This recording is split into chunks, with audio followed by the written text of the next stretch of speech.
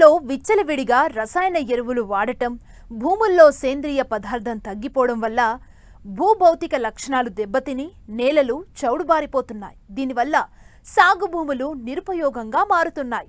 కొన్ని యాజమాన్య చర్యలు చేపట్టడం ద్వారా చౌడు భూముల్ని సాగుకు అనుకూలంగా మార్చుకోవచ్చంటూ వివరాలు తెలియజేస్తున్నారు వరంగల్ ప్రాంతీయ వ్యవసాయ పరిశోధనా స్థానం సహ పరిశోధన సంచాలకులు.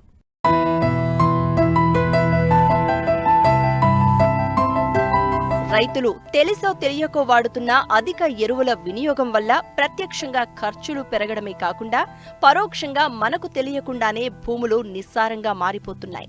దీనికి తోడు మనం అందించే నీటిలో ఉండే అధిక లవణాల కారణంగా కూడా పంటలు సరిగా ఎదగక ఆశించిన దిగుబడులు పొందలేకపోతున్నాం.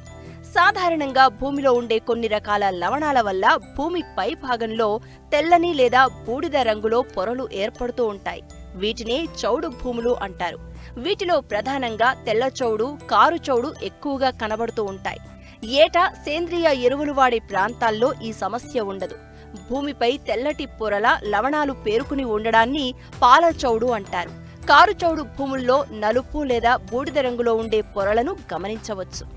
ఏటా భూ పరీక్షలు చేయించి తదనుగుణంగా పంటలను ఎన్నుకోవడం, సేంద్రియ ఎరువులను, రసాయన ఎరువులను సిఫారసు మేరకు అందించడం వల్ల సమస్యను తగ్గించుకోవచ్చంటూ వివరాలు తెలియచేస్తున్నారు వరంగల్ ప్రాంతీయ వ్యవసాయ పరిశోధనా స్థానం సహ పరిశోధన సంచాలకులు. తెలంగాణ లోపల వ్యవసాయానికి యోగ్యమైనటువంటి నేలలలో కొన్ని సమస్యాత్మక నేలలు కూడా ఉంటాయి. ఈ సమస్యాత్మక నేలలలో మనం పంట సాగు చేసినప్పుడు కొన్ని ప్రత్యేకమైనటువంటి యాజమాన్య పద్ధతులు చేపట్టకపోయినట్లయితే మనం ఆశించిన మేరకు దిగుబడులు రాకపోగా ఖర్చు కూడా మనకు చాలా ఎక్కువ అవుతుంది. తద్వారా మనకు నష్టం వాటిల్లుతుంది. కాబట్టి సమస్యాత్మక నేలలను మనం ప్రత్యేకమైనటువంటి కొన్ని యాజమాన్య పద్ధతులు చేపట్టి వాటిని తిరిగి సారవంతమైనటువంటి నేలలుగా మార్చడం అనేది సాధ్యమైనటువంటి విషయం. ఈ సమస్యాత్మక నేలలు సాధారణంగా తెలంగాణ లోపల ముఖ్యంగా 2 రకాలు ఉంటాయి. ఒకటి తెల్ల చౌడు, ఇంకొకటి కారు చౌడు. సో కాబట్టి ఈ సమస్యాత్మక నేలలలో అందులో కూడా ప్రధానంగా కారు చౌడు నేలలు అంటే కొంచెం నలుపు వర్ణంలో ఉండేటువంటి చౌడు నేలలు మనకు తెలంగాణ లోపల చాలా గ్రామాలలో కనిపిస్తాయి. మనకు వీటిని మనం కొన్ని యాజమాన్య పద్ధతులు పాటించినట్లయితే తిరిగి వాటిని మనం మామూలు నేలలుగా మార్చవచ్చు. అయితే ఈ చౌడు నేలలను మనం ఎలా గుర్తించాలి అంటే మొదటగా అది చూడడానికి కొంచెం బూడిద రంగు లోపల ఉంటాయి. కారు చౌడు అంటే నలుపు వర్ణంలో ఉంటాయి.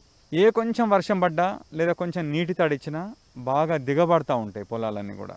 మూడోది ఏంటంటే మనం ఏమైనా పంటలు వేసినప్పుడు ఆ పంటల లోపల ఎదుగుదల అనేది అక్కడక్కడ అంటే గుంపులుగా చాలా చిన్నవిగా ఉండడం, మొక్కలు చనిపోవడం ఇట్లాంటివి జరుగుతూ ఉంటాయి మనకు. ఇంకా చివరిది ఏంటంటే దాన్ని కనుక మనం భూసార పరీక్ష చేయించినట్లయితే దాని యొక్క ఉదజని సూచిక 8.5 కంటే ఎక్కువ ఉండి ఎక్స్చేంజబుల్ సోడియం పర్సంటేజ్ ESP అది 15% కంటే ఎక్కువ ఉన్నట్లయితే తప్పనిసరిగా దాన్ని మనం ఈ కారు చౌడు నేలలుగా గుర్తించవచ్చు. చౌడు నేలలను తిరిగి సాధారణమైన నేలగా మారాలంటే కనీసం ఒక 3-4 సంవత్సరాలు పడుతుంది మనకు. ఈ లోపల మనం దిగుబడులు నష్టపోకుండా ఉండాలి అంటే కొన్ని యాజమాన్య పద్ధతులు మనం మొదటి నుంచి పాటించాలి. అందులో మొట్టమొదటిది ఏంటంటే చౌడు నేలలను తట్టుకునేటువంటి పంటలు వేసుకున్నాడు ఒక అవకాశం.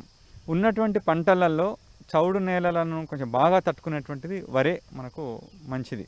మిగతా మెట్ట పంటలు కూడా చాలా మేరకు తట్టుకుంటాయి, కానీ అపరాలు మాత్రం ఎట్టి పరిస్థితులలో తట్టుకోవు. ఇవి మనకు వరి అయితే చాలా బాగా సాగు చేసుకోవచ్చు. మనం పత్తి లాంటివి కూడా మనం వేసుకోవడానికి అవకాశం ఉంది. అదేవిధంగా ఈ వరి కనుక వేసుకున్నట్లయితే దాంట్లో కొన్ని రకాలు కూడా, ఉదాహరణకు వరంగల్ నుంచి వచ్చినటువంటి వరంగల్ 44 సిద్ధి అనేటువంటి రకం ఈ చౌడు నేలను కొంతమేరకు తట్టుకుంటుంది. అది భూ పరీక్షల ఆధారంగా పంటలను ఎంచుకోవాలి. మరోవైపు సమగ్ర ఎరువుల యాజమాన్యాన్ని చేపట్టాలి. ముఖ్యంగా సేంద్రియ ఎరువులను, పచ్చిరొట్ట ఎరువులను సమగ్ర ఎరువుల యాజమాన్యంలో భాగం చేయడం వల్ల చౌడు భూముల తీవ్రతను తగ్గించుకోవచ్చు అంటారు శాస్త్రవేత్త. చౌడు నేలలను పునరుద్ధరించేటప్పుడు పచ్చిరొట్ట ఎరువులను బాగా సాగు చేయాలి. అందులో అంటే జీలుగా లాంటి దాన్ని మనం పంట కంటే ముందే బాగా విత్తుకొని అది పూత దశకు వచ్చిన తర్వాత తిరిగి నేల లోపల బాగా కలిదున్నట్లయితే ఇది ప్రతి సంవత్సరం అవకాశం ఉంటే ప్రతి సీజన్లో కూడా ఈ సేంద్రియ ఎరువులను బాగా కలిదున్నట్లయితే కూడా చౌడు నేలను కొద్ది రోజుల లోపల మనం కంట్రోల్ చేయడానికి అవకాశం ఉంటుంది. ఈ కెమికల్స్ తోటి అంటే చౌడు నేలలను కెమికల్స్ అంటే జిప్సం వాటితోటి నివారించడు. దానికంటే ముందు పంట కనుక అంటే మనకు 2-3 సంవత్సరాలు పడుతుంది చౌడు నేలను నివారించడానికి అనుకుంటున్నాం. కాబట్టి ఈ లోపల నష్టం వాటిల్లకుండా ఉండడం కొరకు ఏ పంట వేసినా కూడా దానికి మనం వాడుతున్నటువంటి ఎరువుల మోతాదును కూడా సుమారు ఒక 25% మేరకు పెంచి వాడుకోవాలి. సాధారణమైన నేల లోపల జింక్ సల్ఫేట్ మనం ఒక 20 కిలోలు వేస్తాం మనం.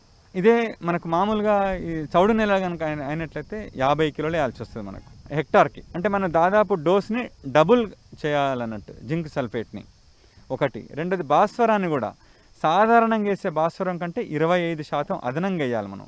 సాధారణంగా ఒక బస్తా డిఏపి వేస్తాం మనం, అంటే దాదాపు ఒక 50 కిలోలు వేస్తాం. 50 కిలోలే కాకుండా ఇంకొక 10-15 కిలోలు అదనంగా డిఏపి వేయాల్సి వస్తుంది.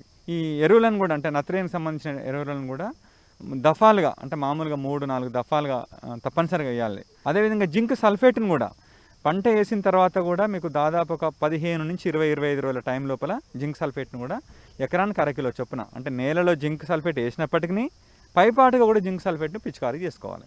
దీంతో పాటు మనం శాశ్వతంగా ఈ చౌడు నేలను నివారించేందుకు గాను జనరల్గా మనం భూసార పరీక్ష ఆధారంగా ఎంత జిప్సం వేయాలో తెలుస్తుంది మనకు. జనరల్గా 2 నుంచి 3 టన్నులు జిప్సం పడుతుంది మనకు. అదంతా కూడా ఒకటే సీజన్లో వేయొద్దు మనం, దాన్ని 3 సీజన్లు 4 సీజన్లు వేసుకోవాలి మనం. అంటే మొత్తం క్వాంటిటీని 3 టన్నులు వేయాల్సి వస్తే సంవత్సరానికి 1 టన్ను అట్లా 3 సార్లు వేయాల్సి వస్తుంది. ఎట్లా వేయాలి జిప్సం అంటే జిప్సం మోతాదు కంటే వేసే విధానం చాలా ఇంపార్టెంట్. ఫస్ట్ పొలాన్ని మనం మామూలుగా సాలిర్వాలు దున్నిన తర్వాత జిప్సం చల్లుతాం మనం పొలంలో. 1 టన్ను జిప్సాన్ని ఎకరం లోపల మొత్తం చల్లేస్తాం. చల్లిన తర్వాత నీళ్లు పెట్టాలి దానికి. నీళ్లు పెట్టి 48 అవర్స్ అట్లనే ఉంచాలి దాన్ని. ఉంచితే ఆ జిప్సంలో ఉండేటువంటి ఆ కాల్షియం సల్ఫేట్ జిప్సం, అందులో ఉండేటువంటి కాల్షియం నేలలలో ఉండేటువంటి చౌడుకు కారణమైనటువంటి ఈ సోడియంను బయటికి పంపించి కాల్షియం మట్టి రేణుల మీద చేరుతుంది. అంటే నీళ్ళల్లో సోడియం ఉంటుంది, మట్టికి కాల్షియం పోతుంది. అది జరగాలి. ఆ నీళ్ళల్లో ఉండేటువంటి సోడియాన్ని మనం డ్రైనేజ్ ద్వారా అంటే మురుగు కాలువల ద్వారా నీటిని తీసి బయటికి పంపించాలి మనం. ఆ నీళ్ళని మనం తీసి వేరే పొలంలో పెడితే కూడా ఆ చౌడు వేరే పొలంలోకి పోతుంది.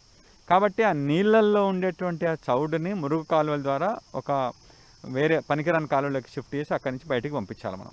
తర్వాత మళ్ళీ ఒక సాలు దున్ని అప్పుడు మనం ఎరువులు వేసుకొని పంట వేసుకోవాలి. ఇట్లా ఒక 3 నుంచి 4 సీజన్లు కనుక మనం సంవత్సరాలు అంటే సీజన్ అంటే ప్రతి ఖరీఫ్లో చేస్తాం. ఇట్లా కనుక చేసినట్లయితే ఈ చౌడు నేలలన్నీ కూడా మనకు నార్మల్గా అవ్వడానికి చాలా అవకాశం ఉంటుంది. చౌడు నేలలు 2 రకాలు అనుకున్నాం మనం, ఒకటి కారు ఒకటి తెల్లది. తెల్ల చౌడు రావడానికి ప్రధానమైనటువంటి కారణం నేల లోపల లవణాల గాఢత చాలా ఎక్కువ ఉండడం. అంటే ఎలక్ట్రికల్ కండక్టివిటీ ఈసీ అది దాదాపు 4 కంటే కూడా పైన ఉంటుంది. దాని పిహెచ్ఈసీలు ఈఎస్పీలు ఇంతకుముందు మనం కారు చౌడు చెప్పినట్టు ఉండకపోయినప్పటికీ ఈసీ అనేది చాలా ఎక్కువ ఉంటుంది మనకు. లవణాల గాఢత చాలా ఎక్కువగా ఉంటుంది కాబట్టి మనం ఏదైనా పంటను వేసినప్పుడు మొక్కలు ఎదుగవు, చనిపోతూ ఉంటాయి అన్నట్టు. అసలు మొలక శాతం బాగా పడిపోతుంది. ఒకవేళ మొలిచిన పంట ఎదుగుదల ఉండదు, కుప్పలుగా చనిపోతూ ఉంటుంది. సో కాబట్టి ఇందులో ప్రధానమైన సమస్య లవణాల గాఢతను తగ్గించడం అన్నట్టు. అందుకొరకు మనం జనరల్గా మనం పెట్టేటువంటి నీళ్ళని, మంచి నీళ్ళని కొన్ని ఉప్పు నీళ్ళని కనుక అవకాశం ఉంటే కలిపి సాగు చేయడం, లేకపోతే పంటల ఎన్నికను అంటే లవణాల గాఢతను కొద్ది మేరకు తట్టుకునేటువంటి పంటలు అంటే పత్తి లాంటి పంటలు ఇలాంటి కొన్ని వేసుకునుడు. అదేవిధంగా యాజమాన్య పద్ధతులు అంటే బోధ పద్ధతి లోపల విత్తనాలు వేసుకునుడు. అప్పుడు ఏమవుతుందంటే మనకి లవణాల గాఢత మొక్కకు తక్కువ హానికరంగా ఉంటుంది. అదేవిధంగా నీళ్ళను పారించేటప్పుడు మామూలుగా ఫ్లడ్ ఇరిగేషన్ కాకుండా ఈ డ్రిప్ స్ప్రింక్లర్ విధానాల ద్వారా ఇరిగేషన్ ఇవ్వడం, అదేవిధంగా ఫోలియార్ స్ప్రేస్ లాంటి పైన అందించడం, సేంద్రియ ఎరువులు బాగా వాడడం, ఇలాంటి కొన్ని యాజమాన్య పద్ధతులు పాటించినట్లయితే ఈ తెల్ల చౌడును కూడా మనం సమర్థవంతంగా అరికట్టవచ్చు.